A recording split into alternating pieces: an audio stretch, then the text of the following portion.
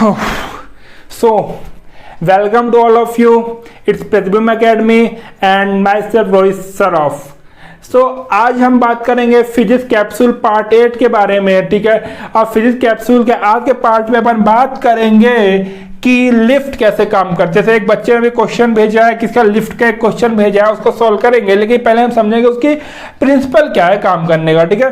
तो देखो, हाँ चलो पहले इसको मिटा देते हैं। यार तुम कंफ्यूज हो रहे होगे, क्या कंफ्यूज हो रहे होगे कि भाई साहब ये क्या है। हम बोले भाई साहब हम इन पढ़ाए हैं, क्या हम इन पढ़ाए हैं, सब कुछ हम इन पढ़ाते हैं। यहाँ ये एकेडमी ही हमारी है तो हम इन पढ़ाते हैं, डायरेक्टर जनरल ऑफ प्रतिबिंब एकेडमी, ठीक है ना। तो चलो बात करते हैं अपन फिजिक्स कैप्सूल पार्ट 8 है ना। तो अपन देखो बात करते हैं फिर एलिवेटर देखो, लिफ्ट को एलिवेटर बोला जाता है, ठीक है। तुमने जो क्वेश्चन भेजा है ना वो एलिवेटर का, ठीक है। और तुमने क्वेश्चन भेजा है कि जो ऊपर जा रही है ना, तो ऊपर जा रही नीचे आ रही, दोनों का केस अलग अलग है, ठीक है। आगे डिस्कस करते हैं अपन, ठीक है। तो अपन पहले बात करते हैं काम कैसे करती है लिफ्ट, है ना। उसका आइडिया कैसे आया लिफ्ट का, पहले ये तो जानो कि आइडिया कहां से आया, ठीक है। फिर तो अपन आगे बढ़ेंगे। तो आइडिया कहां से आया था, आप पहले ये देखो, आपने कभी कुआं में पानी भरा है? भैया कुआं में पानी भरा है? बोलो क्या बात कर रहे हो? अरे यार हम बोले तुम बोलते हो जाओ यार, हम तुमको लेके जा रहे हैं ना, तो हमारे पूरे वीडियो देखिए ना पुरानी, तुमको लेके जाएंगे ना ऊपर तक, लेकिन ले कहाँ जाएंगे, बेसिक से उठा के लेके जाएंगे, ठीक है। तो भाई साहब आपने पानी भरा है ना, कुछ लोगों ने भरा होगा, ठीक है। बढ़िया सी बाल्टी है, बढ़िया सी, यहाँ पर क्या लगा हुआ है, घिरनी, है ना, पुली, हाँ पुली, ठीक है। और ये स्ट्रिंग है, यहाँ से बढ़िया तुम खींच रहे हो, ठीक है। बढ़िया मोटर लगा दियो, खींच रहे हो, ठीक है। अब मोटर नहीं खींच रहे हो, समझ लो, ठीक है। अब देखो बात ये है कि जब हम पानी खींच रहे थे इससे, है ना, तो इसका वेट mg नीचे लग रहा था, इसका वेट mg नीचे लग रहा था, है ना। यहाँ से हम क्या, यहाँ टेंशन, क्योंकि ये मासलेस थी, है ना, फ्रिक्शनलेस और मासलेस थी, तो इसकी टेंशन T1 और T2 इक्वल थी, है ना, T1 और T2 इक्वल थी, ठीक है। बात समझ में आ गई। तो अब देखो अब क्या हुआ कि तुमने यहाँ से खींचा इसको, तुमने क्या लगाया, फोर्स लगाया, तुमने यहाँ से फोर्स लगाया, है ना। तो तुमने यहाँ से फोर्स लगाया, तो भाई साहब एक चीज बताओ, तुम क्यों नीचे चले गए? तुम क्या कुएं में नहीं कूद गया? ये घिरनी ऐसे घूम कर तुम लोग कहा कुएं में नहीं कूदा दी, तुम तो कुएं में नहीं कूदे, तुम्हारी बाल्टी ऊपर आई ना। तो भाई साहब जब हमारी बाल्टी ऊपर है तो ऑब्वियसली है कि ये फोर्स जो ये नीचे लगा रहा था, तुमने उससे ज्यादा फोर्स लगाया होगा। जितने ये फोर्स लगा रहा था तुमने उससे ज्यादा फोर्स लगाया होगा, है ना। तभी तुम नहीं कूद के बिल्कुल घिर के चले गए उसमें कुइया में, तुम तो नहीं चले गए कुइया में, है ना। बाल्टी ऊपर आई, है ना। जब बाल्टी ऊपर आई, सीधी सी बात है, जब बाल्टी ऊपर आ रही है तो तुम्हारा फोर्स ज्यादा था, तो जो रिजल्टेंट जो हुआ, जो रिजल्टेंट एक्सेलरेशन डायरेक्शन क्या था, ये था, रिजल्टेंट एक्सेलरेशन डायरेक्शन ऊपर था, ठीक है। बात समझ में आ गई, है ना। तो तुम बोल रहे हो कि भैया हम तो लिफ्ट पूछ रहे, तुम ये क्यों बता रहे? हम बोले देखो अब ऐसे कुइयां थी, अब सेम चीज कर दिए हम कि हम यहां खड़े हो गए, अब हम यहां खड़े हो गए, ठीक है। और यहां लगा दिए वेट अपने से ज्यादा, जब अपने ज्यादा वेट लगाए तो भाई साहब ये वेट नीचे आया और हम ऊपर चले गए, ठीक है। बात समझ में आ रही है ना। और बात यही है, अरे यार इसको क्या हो गया, 2 मिनट,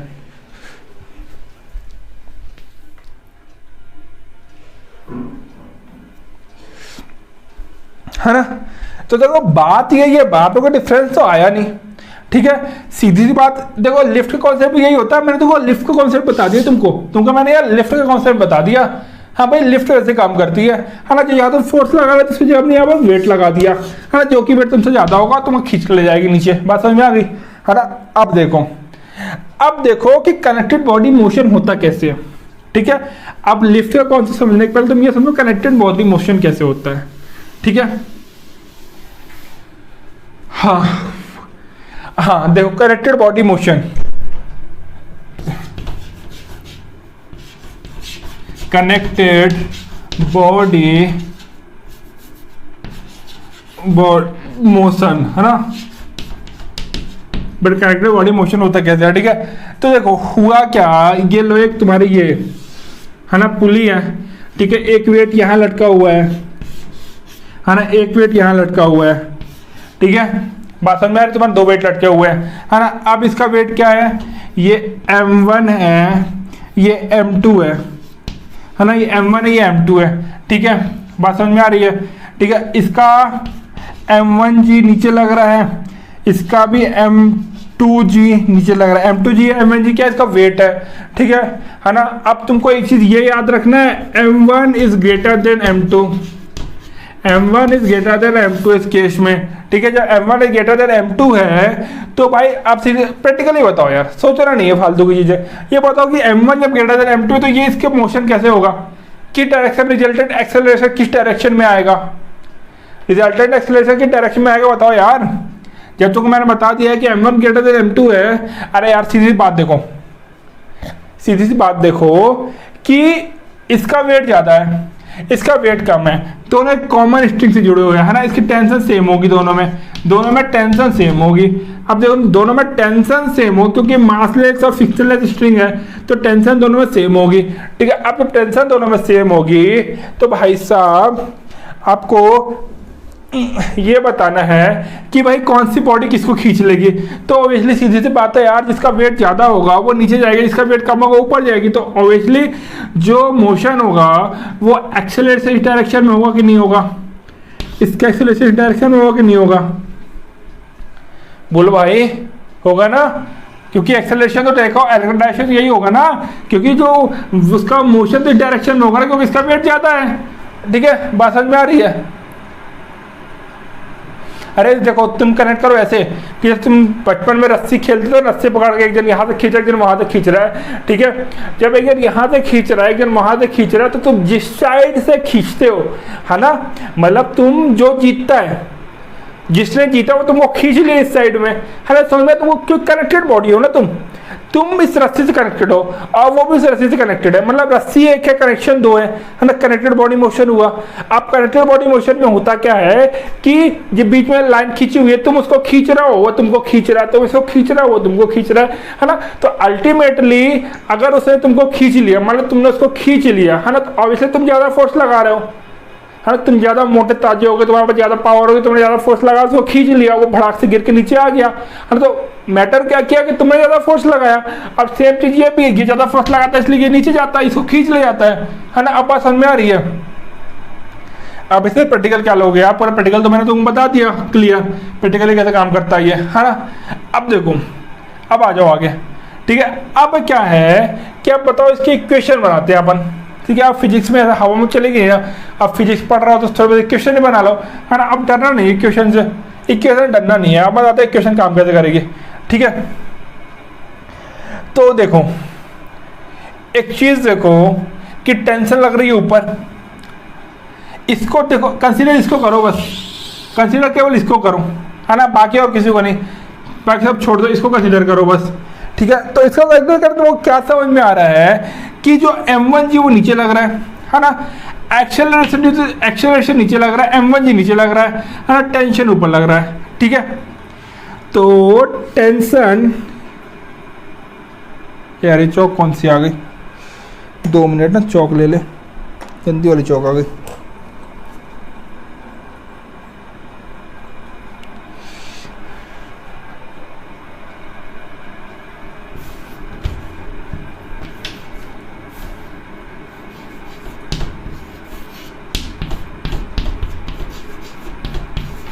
हाँ चलो ठीक है। देखो M1Z नीचे लग रहा है, टेंशन ऊपर लग रहा है ना, is equal to resultant acceleration हुआ, ठीक है। अब फालतू की बातें नहीं करना कि सर ये तो नीचे लग रहा है, ये तो ऊपर लग रहा है। अरे भाई साहब ये देखो ना कि ये रिजल्टेंट है भाई, जो तुम MA पढ़ते हो, जो MA पढ़ते हो, ठीक है। MA फोर्स नहीं होता यार, पहली बात ये क्लियर मान लो। अच्छा फोर्स होता है, क्या बोल रहा हूं,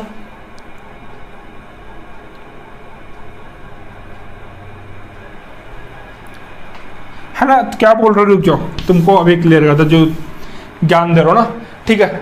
फोर्स इक्वल टू एम होता है, F इक्वल टू एम होता है ना, फोर्स इक्वल टू एम होता है ना। अच्छा ये है फोर्स, ये चौक है ना, इसे मैं लगा रहा हूँ फोर्स, मैं लगा रहा हूँ फोर्स, मैंने फोर्स लगाया भाई, मैं लगा रहा हूँ फोर्स, इसका मोशन क्यों, तुम तो बोल रहे हो ना force equal to mass into acceleration, तुमने यही तो बोला कि अगर हम किसी बॉडी में फोर्स लगाएंगे तो m मास की बॉडी एक्सेलरेशन करेगी।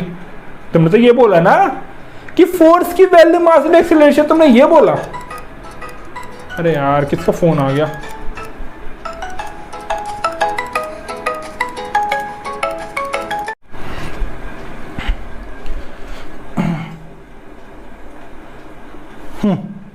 चलो तुम क्या बोल रहे थे कि F इक्वल टू एम होता है, force equal to mass into acceleration होता है, ठीक है बात ठीक है, तुम्हारी बात हम मान लेते एक बार में, ठीक है।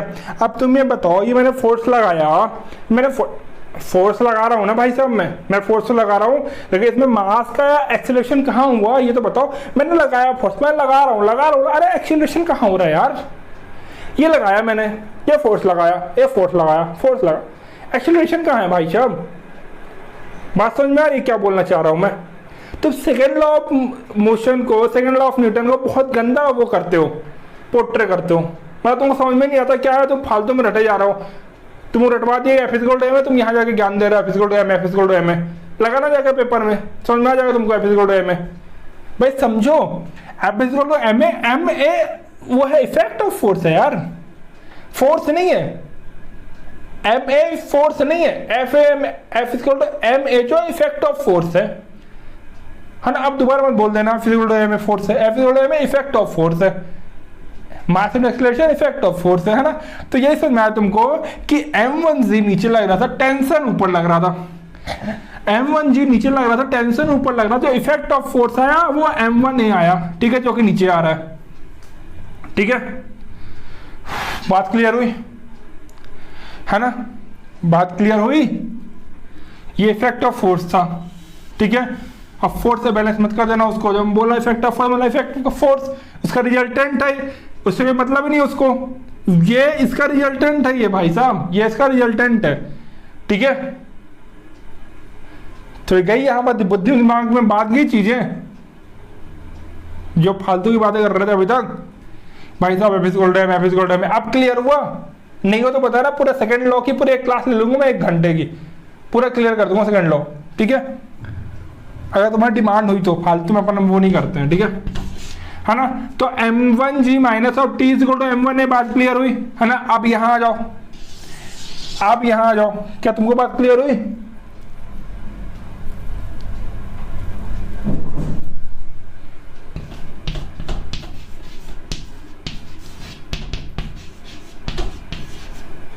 तो जो तुम्हारा डाउट भी क्लियर करते हैं, सब्र करो, ठीक है। क्या बोल रहे हो?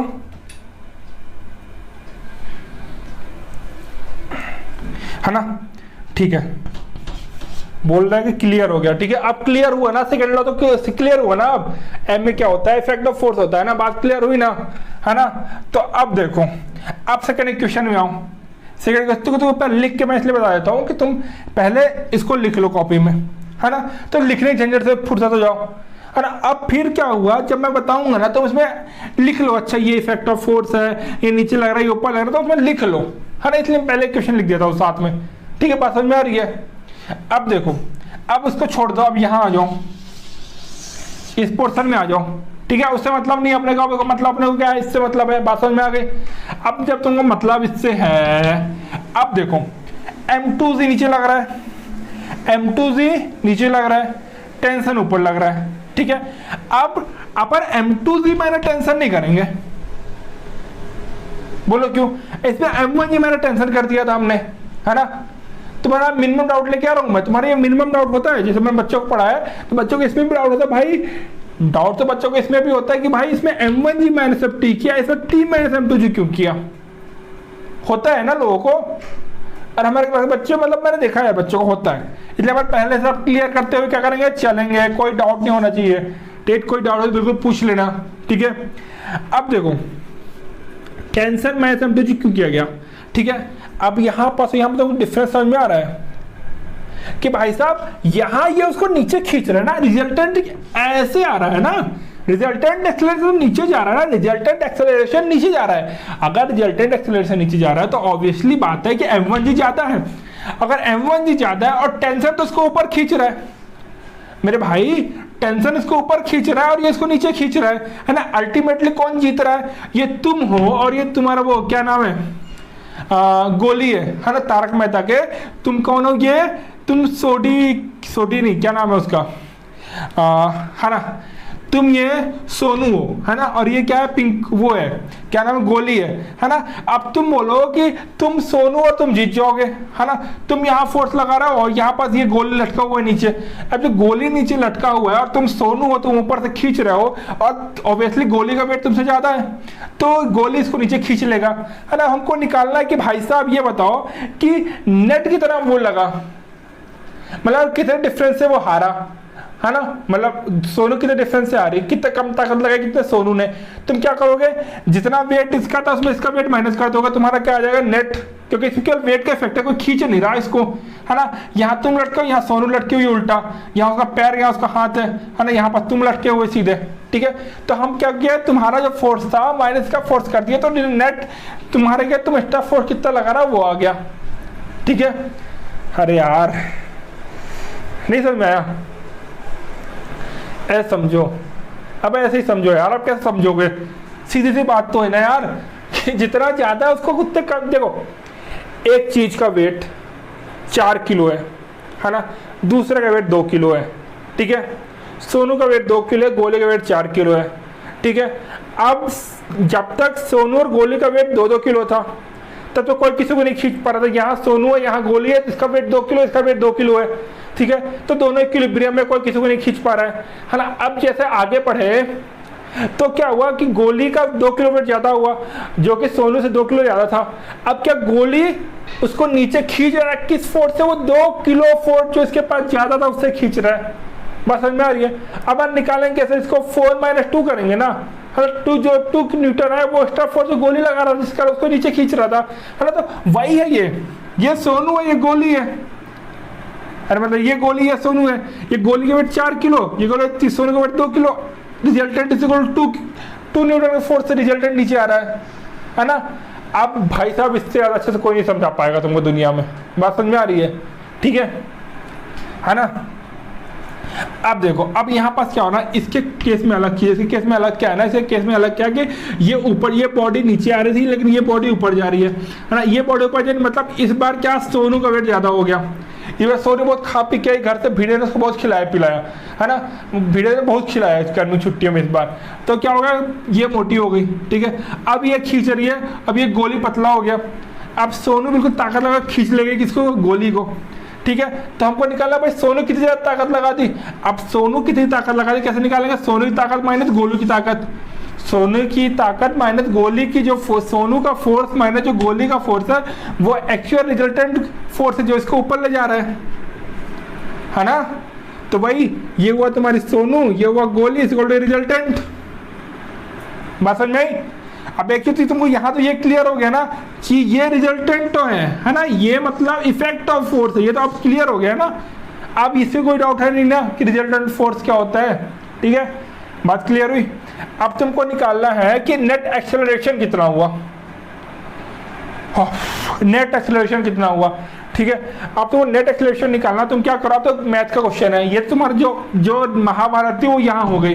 अब मैथ है, कैसे बोला मैंने, मैथ है। देखो ऐसे बोला कि अब तुमको क्या करना है ना, equation 1 plus equation second add कर दो, है ना। ऐड करोगे तो क्या आएगा, ऐड करो तो क्या, T1 T2 कैंसिल हो जाएंगे, है ना। तो ए यहाँ से कॉमन निकलेगा राइट हैंड साइड से, है ना। M1 प्लस M2, ठीक है, इज इक्वल टू, है ना। इसको करेंगे तो टी कैंसिल हो जाएगा, ये माइनस और प्लस है ना।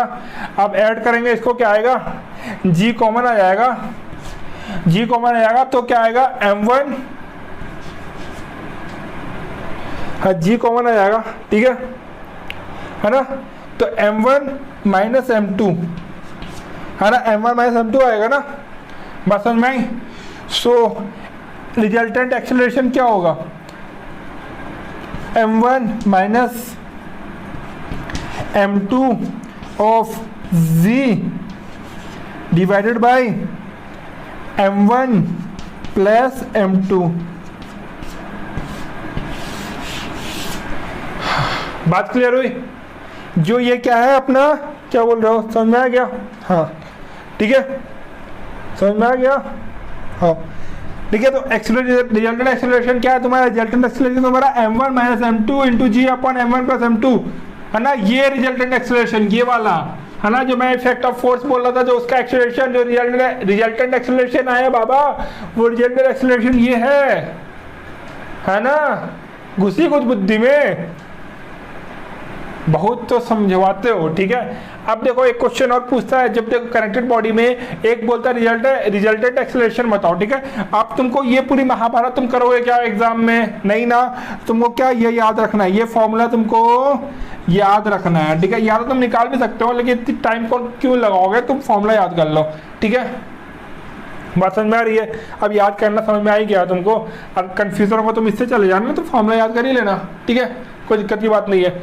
अब क्या बोल रहा, टेंशन बताओ, स्ट्रिंग में कितने टेंशन नहीं है बताओ, कई बार पूछ देता है। अब देखो स्ट्रिंग में टेंशन निकालना, तो एक काम करो कि इक्वेशन 1 डिवाइडेड बाई इक्वेशन 2 कर दो। क्या बोल रहा हूँ कि इक्वेशन 1 डिवाइड बाई 2 कर दो। इक्वेशन 1 डिवाइड बाई 2 करो, इक्वेशन 1 डिवाइड बाई 2 करो तो क्या आएगा, क्या आएगा? अब बता देता हूँ क्या आएगा, देखो है ना।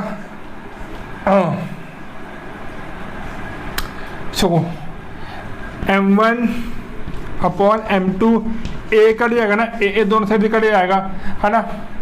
हाँ तो m1z minus T upon T minus m2z, ठीक है ना। बात समझ में? अब टेंशन निकालनी है, अब क्या करना, टेंशन निकालनी है, ठीक है। अब इसको सॉल्व करो तुम, अब तुम इसको सॉल्व करोगे तो टेंशन पता है क्या है, अब सॉल्व कर लेना यार। अब पूरा सॉल्व तो नहीं करते बैठेंगे, तो सॉल्व करोगे तो आंसर क्या आएगा, रिजल्टेंट क्या आएगा, तो क्या हो गया, दूसरे चौक निकालो यार।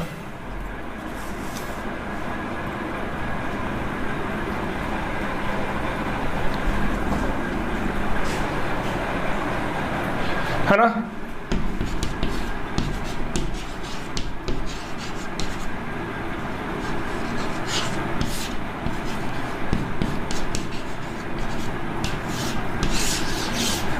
m1 m2 into g upon m1 plus m2, ठीक है, ठीक है।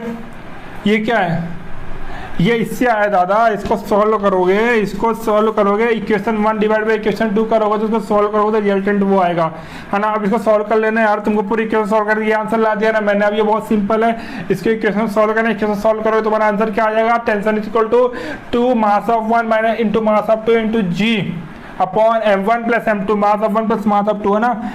बात समझ में आ रही है? मतलब ये तुम्हारा क्लियर हुआ, तुम्हारी स्ट्रिंग में टेंशन निकल गई है, हाँ तुम्हारा स्ट्रिंग का एक्सेलरेशन निकल गया, है ना। ये तुम्हारा कनेक्टेड बॉडी मोशन का क्वेश्चन हो गया, ठीक है।